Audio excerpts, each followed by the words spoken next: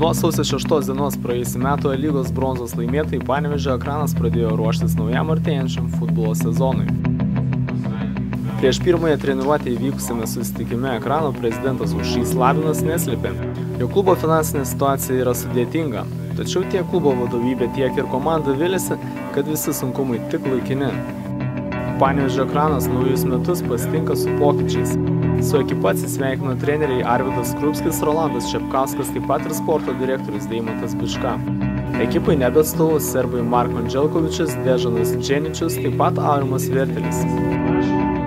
Šiuo metu treniruojasi 24 žaidėjai, o pasiruošimą naujajam sezonui koreguos Sandraugos turnyras, į kurį pakviesti 6 ekraniečiai.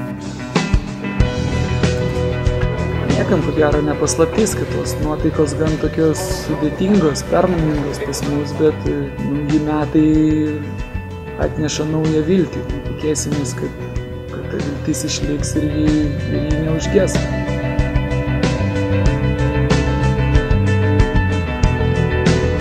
Pirmą treniruotę susirinko 22 žaidėjai.